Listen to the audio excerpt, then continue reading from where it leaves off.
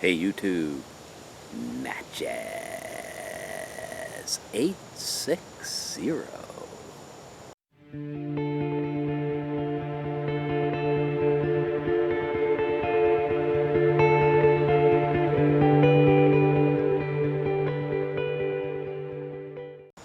Smoking the Friday Savinelli, the Roma. Was smoking the unfinished earlier, giving it a little break.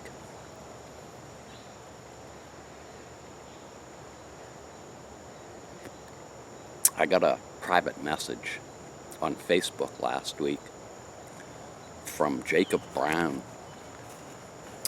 He's a viewer, and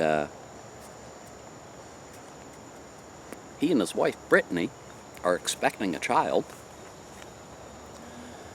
and he asked if I had any stories or advice for him.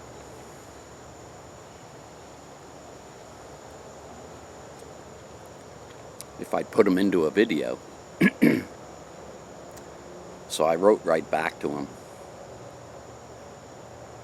Told him not to take advice from anybody.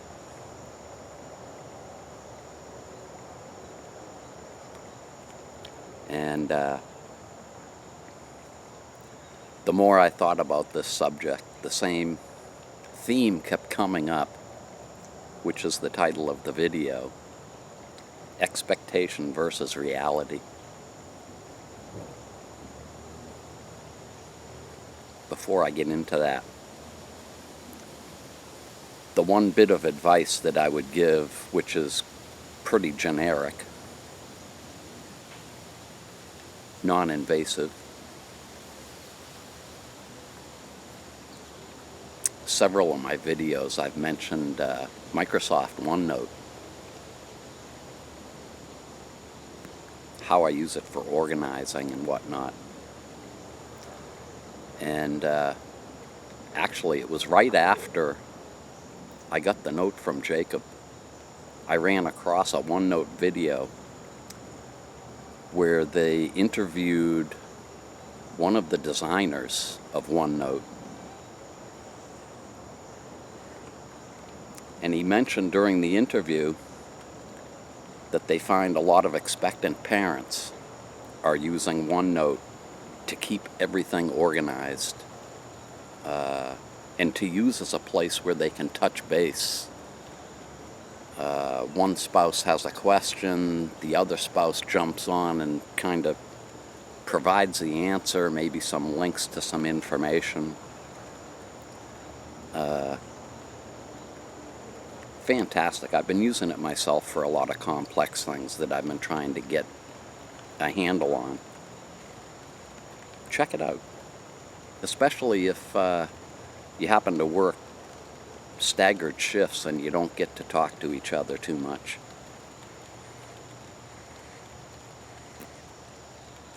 So, expectation versus reality.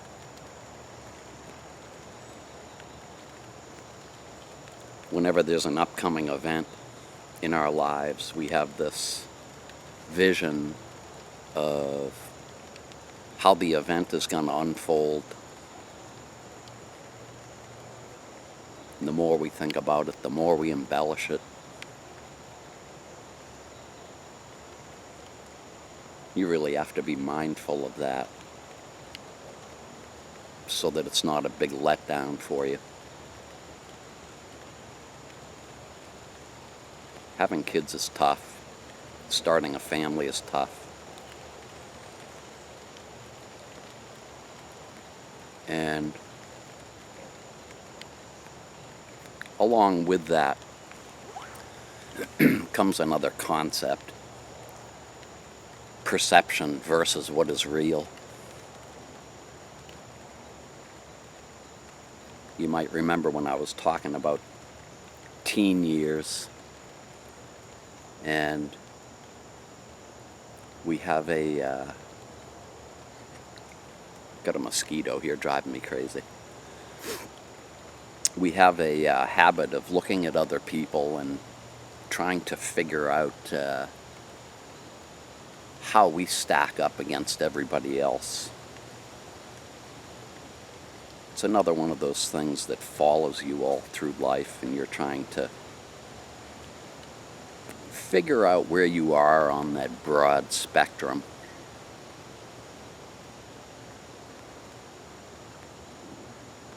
And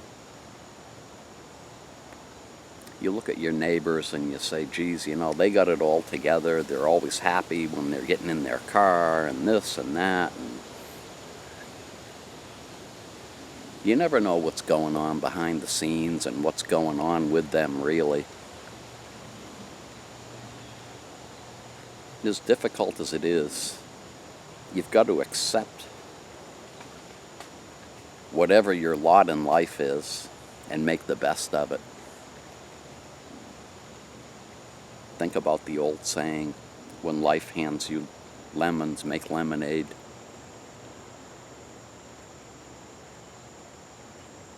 Because you always feel like it matters, but it really doesn't. Your happiness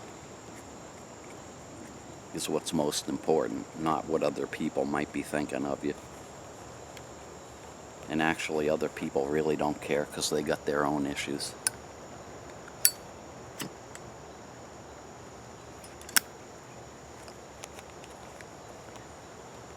Back in the 1960s when I was growing up, the adult generation had been through the Depression and World War II, and they just wanted a nice, calm life, a better life. And there were TV shows that tried to depict family life. Ozzie and Harriet, Father Knows Best, The Cleavers, Leave It to Beaver.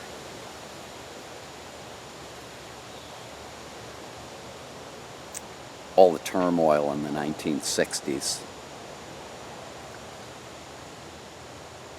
partially went after these unreality-based TV shows, how they were depicting life that wasn't real.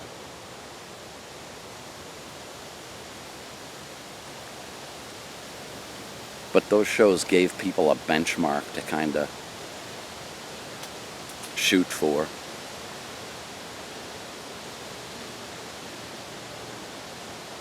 When all the hullabaloo of the 1960s kind of wound down, in 1971,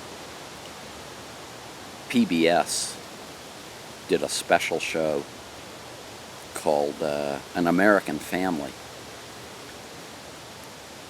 And they did a number of episodes of daily life of this one American family, rather well-to-do, and it blew people's minds. People had been watching, you know, these other shows that were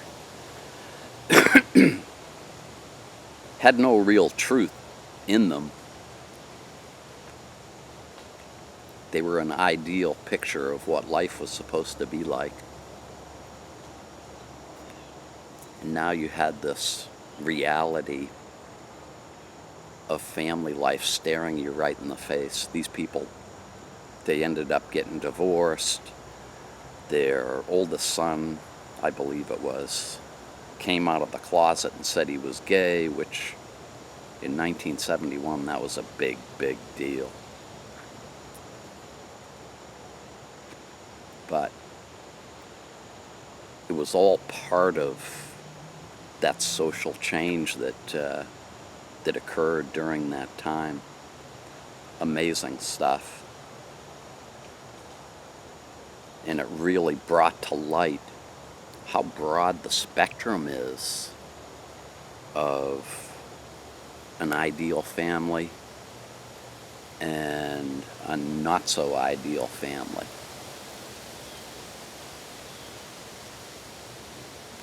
I'd say if you shoot for somewhere in the middle of those two extremes, you're going to do all right. So, looks like it's going to rain here in Connecticut most of the weekend. Well, today and tomorrow anyway. So, I'm off to do some chores. And we will catch you in the next video. Have a great weekend.